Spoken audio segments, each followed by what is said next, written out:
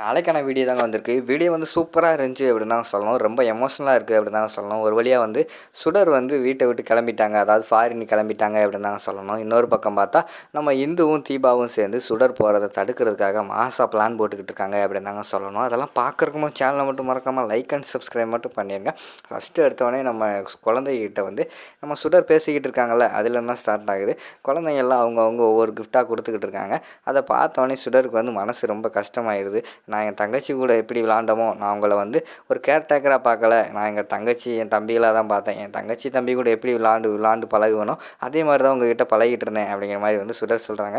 உங்களை பிரியிறது எனக்கு ரொம்ப கஷ்டமாக இருக்குது அப்படிங்கிற மாதிரி சுடர் சொல்கிறாங்க. அதுக்கு வந்து நம்ம இவங்க சொல்கிறாங்க, கவின் சொல்கிறாங்க, ஆமாம் சுடர், உன்னைய பிரியிறது எனக்கு ரொம்ப கஷ்டமாக இருக்குது. என்ன பண்ண போகிறோன்னு தெரியல. முடிஞ்ச அளவுக்கு வந்து நீ உனக்கு எப்பப்பெல்லாம் கேப்பு கிடைக்குதோ அப்போல்லாம் என்னை வந்து பாரு அப்படிங்கிற மாதிரி சொல்கிறாங்க. கண்டிப்பாக உங்களை பார்க்க வருவேன், நீங்கள் ஒன்றும் கவலைப்படாதீங்க அப்படிங்கிற மாதிரி வந்து சுடர் சொல்கிறாங்க. அங்கிட்டு பார்த்தா அஞ்சலி வந்து ஒரு மாதிரி அழுதுகிட்டேவும் யார்கிட்டையுமே பேசாமல் அமைதியாகவே இருக்காங்க. அஞ்சலி என்கிட்ட பேச மாட்டியா அப்படிங்கிற மாதிரி சொல்கிறாங்க. அது கவின் வந்து சொல்கிறாங்க, நீ போகிறத எங்களாலே தாங்க முடியல. அவள் வந்து அவங்க கூட ரொம்ப அட்டாச்சாக இருந்தா, அவளால் எப்படி தாங்க முடியும்? அவள் போக போக சரியாயிருவான்னு நினைக்கிறேன் அப்படிங்கிற மாதிரி சொல்கிறாங்க. சரி நான் கிளம்புறேன் அப்படின்னு சொல்லிட்டு அந்த இடத்துல இருந்து சுடர் வந்து கிளம்பிடுறாங்க. சுடர் கிளம்பி வெளியில் போகிறாங்க. வெளியில் பார்த்தா மனோ இருக்காங்க. மனோ வந்து சொடக்கு போட்டு கூப்பிட்றாங்க. என்ன சுடர், ஊருக்கு கிளம்பியாச்சா? பார்த்தியா, உன் கொட்டத்தை வந்து அடக்கிட்டேன். நீ வந்து ஊருக்கு கிளம்பிட்ட அப்படிங்கிற மாதிரி சொல்லிகிட்டு இருக்காங்க. நான் வேணா ஊருக்கு போகலாம், ஆனால் இந்த கல்யாணம் வந்து நடக்காது. நீங்கள் ஆசைப்பட்டது எக்காரணத்தை கொண்டும் நடக்காது அப்படிங்கிற மாதிரி சொல்கிறாங்க.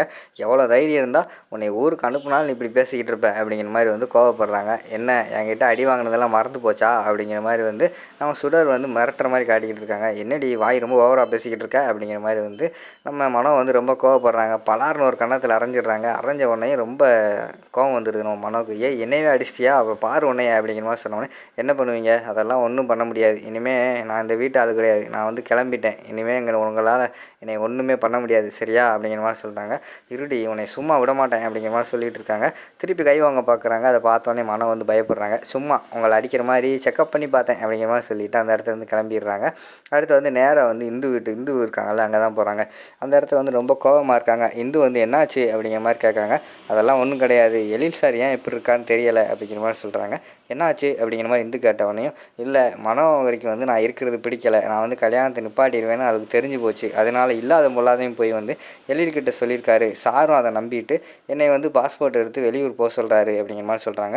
வெளியூர் தான் போக மாட்டேன்னு சொல்ல வேண்டியதானே அப்படிங்கிற மாதிரி வந்து இந்து சொல்கிறாங்க. அதை எப்படி சொல்ல முடியும்? சார் எனக்காக பார்த்து வெளிநாட்டுக்கு விசாலாம் வாங்கி கொடுத்துருக்காரு. அவர்கிட்ட போய் என்னால் போக முடியாதுன்னு சொல்ல முடியாது. அவரே வந்து இந்த வீட்டில் இருக்கிறது வந்து பிடிக்கலை அப்படின்னு சொல்லி தான் என்னை வந்து உடனடியாக வந்து வெளியூருக்கு அனுப்பி வைக்காரு. அவர்கிட்ட போய் நான் போக மாட்டேன்னு சொன்னால் அதெல்லாம் நல்லா இருக்காது அப்படிங்கிற மாதிரி சொல்கிறாங்க.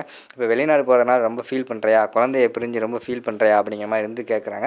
குழந்தைய பிரிஞ்சு நான் ஃபீல் பண்ணுறது ஒரு பக்கம் இருக்குது. இருந்தாலும் மனோவுக்கும் நம்ம எழில் சாருக்கும் வந்து கல்யாணம் பண்ணுறது எனக்கு சுத்தமாக பிடிக்கல. இந்த கல்யாணம் வந்து எக்காரணத்தை கொண்டு நடக்கக்கூடாது அப்படிங்கிற மாதிரி சொல்கிறாங்க.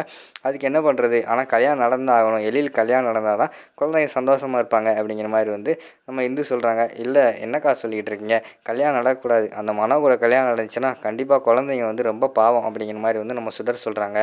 அடுத்து சுடர் வந்து சொல்கிறாங்க, அக்கா எனக்காக ஒன்று பண்ணுவீங்களா அப்படிங்கிற மாதிரி இருந்துக்கிட்டு கேட்காங்க. சொல்லு சுடர், என்ன பண்ண அப்படிங்கிற மாதிரி கேட்டவொடனே, நீங்கள் போய் கேர்டேக்கராக இருங்களேன். நான் வந்து வெளிநாடு கிளம்பிட்டேன்னா குழந்தைகளை பார்த்துக்கிற வந்து ஆள் கிடையாது. வெளியிலேருந்து ஆள் வந்தாங்களோ அவங்க வந்து அந்தளவு நல்லா பார்த்துக்குருவாங்களா என்னன்னு தெரியாது. உங்களுக்கு தான் குழந்தைகளை தெரியும். நீங்கள் வேறு இந்து அக்காவோட ஃப்ரெண்டு அப்படிங்கும்போது வந்து உங்களுக்கு வந்து கண்டிப்பாக வந்து இந்த ஒன்று குழந்தைகளை பற்றி எல்லா விஷயமே தெரிஞ்சிருக்கும். எனக்கு கூட சில நேரம் நீங்கள் தான் டிப்ஸ் கொடுத்தீங்க. அதனால் நீங்கள் போய் பார்த்தா தான் கரெக்டாக இருக்கும்னு என் மனசு தோணுது. போய் பார்த்துக்கோங்கக்கா அப்படிங்கிற மாதிரி சொல்கிறாங்க.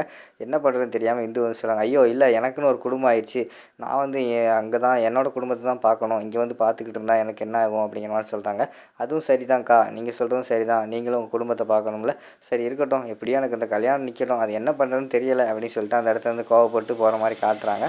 அடுத்து மறுநாள் காலையில் வந்து வெளியில் வராங்க. அதாவது நம்ம சுடர் வந்து வெளியில் வராங்க. வரும்போதே வந்து பேக் பண்ணிவிட்டு கையில் ஒரு பேக்கோட வெளியில் வர மாதிரி காட்டுறாங்க. எல்லாருமே வந்து அவங்கள வந்து நல்லா வழி அனுப்பி வைக்கிறதுக்காக வெயிட் பண்ணிக்கிட்டு இருக்காங்க. ஃபஸ்ட்டு போனவொடனே நம்ம கனகவல்லி அம்மா இருக்காங்கல்ல, அவங்கக்கிட்ட தான் போய் வந்து கேட்காங்க. அம்மா, நான் வந்து போயிட்டு வரேம்மா அப்படிங்கிற மாதிரி சொல்கிறாங்க. நீ இப்போ உன்னைய வந்து இந்த வீட்டிலேருந்து என்னால் அனுப்ப முடியல. எனக்கு ரொம்ப கஷ்டமாக இருக்குது அப்படிங்கிற மாதிரி சொல்லிட்டு இருக்காங்க. இங்கிட்டு பார்த்தா மனம் வந்து அவளே போகிறேன்னு சொல்கிறா. அவளை அனுப்பி வைக்காமல் கஷ்டமாக இருக்குது அப்படின்னு சொல்லிட்டு இந்த கிழவி வேற பஞ்சப்பாட்டு பாடிக்கிட்டு இருக்கா அப்படிங்கிற மாதிரி சொல்லிக்கிட்டு இருக்காங்க. அதுக்கடுத்து வந்து நம்ம கனகவல்லி அம்மா தான் சொல்கிறாங்க, இந்த வீட்டில் வந்து இந்து இல்லாத குறை நீதாம்மா தீர்த்து வச்ச. இந்து போன பிறகு இந்த வீடே ரொம்ப இருண்டு போயிருந்தது. எல்லாருமே கவலையில் இருந்தோம். சந்தோஷம்னா என்னன்னு கூட தெரியாத அளவுக்கு இருந்தோம். ஆனால் நீ வந்த பிறகு தான் எங்கள் குடும்பத்தில் எல்லாத்துக்குமே சந்தோஷம் வந்தது. குழந்தைங்கள்லாம் சந்தோஷமாக இருந்தாங்க. இப்போ உன்னால் போக வேண்டிய சூழ்நிலை ஆகிப்போச்சு. என்ன பண்ணுறது? சரிம்மா, நீ நல்லபடியாக பார்த்து போயிட்டு வாம்மா அப்படிங்கிற மாதிரி சொல்கிறாங்க. சரிம்மா நான் கிளம்புறேன் அப்படின்னு சொல்லிட்டு அதுக்கடுத்து ராமையா கிட்டே வராங்க. ராமையா, உங்களை வந்து நான் பேர் சொல்லி தான் கூப்பிட்டேன். ஆனால் எனக்கு மனசார நீங்கள் வந்து எனக்கு ஒரு அண்ணன் தான். நீங்கள் இந்த குடும்பத்துக்கு ஆற்றுற கடமை உணர்ச்சியை பார்த்தா எனக்கே சில நேரம் மெய் சிலுக்க வைக்கிது. கடைசி வரைக்கும் இந்த குடும்பத்தோடு இருந்து எல்லாத்தையும் நல்லபடியாக பார்த்துக்கோங்கண்ணே. முக்கியமாக வந்து குழந்தைகளை பார்த்துக்கோங்க. கரெக்டான நேரத்தில் வந்து அவங்கள கொண்டு போய் ஸ்கூலில் விட்டுருங்க அப்படிங்கிற மாதிரி சொல்கிறாங்க. சரிம்மா நானும் பார்த்துக்கிறேன். நீயும் பார்த்து போயிட்டு வா தங்கச்சி அப்படிங்கிற மாதிரி சொல்கிறாங்க. சரி அப்படிங்கிற மாதிரி சொல்கிறாங்க. அடுத்து வந்து எழில்கிட்ட போகிறாங்க. எழில்கிட்ட ஒன்றுமே பேசலை. சார் நான் கிளம்புறேன் அப்படிங்கிற மாதிரி சொல்கிறாங்க. போயிட்டு வா சுடர் அப்படிங்கிற மாதிரி சொல்லிட்டு அவர் ஒரு மாதிரி சேடாக நிற்காரு. அடுத்து அஞ்சலி எங்கே அப்படிங்கிற மாதிரி கேட்டவொடனே அஞ்சலி வந்து வரல, மேலேயே இருக்கா அப்படிங்கிற மாதிரி வந்து அபி சொல்கிறாங்க. ஏன் என்னாச்சு அப்படிங்கிற மாதிரி கேட்டவொடனே அவளுக்கு நீ ஊருக்கு போகிறது பிடிக்கல, அவள் ரொம்ப கவலையாக இருக்கா, அதனால தான் யார்கிட்டயுமே பேச மாட்டேக்கா அப்படிங்கிற மாதிரி வந்து கவின் சொல்லிக்கிட்டு இருக்கிற மாதிரி காட்டிக்கிட்டு இருக்காங்க. அதை கேட்டு சுடர் வந்து ஃபீல் பண்ணிக்கிட்டு இருக்கிற மாதிரி காட்டுறாங்க. அதோட பார்த்தீங்கன்னா அந்த எபிசோட வந்து முடிச்சிடுறாங்க.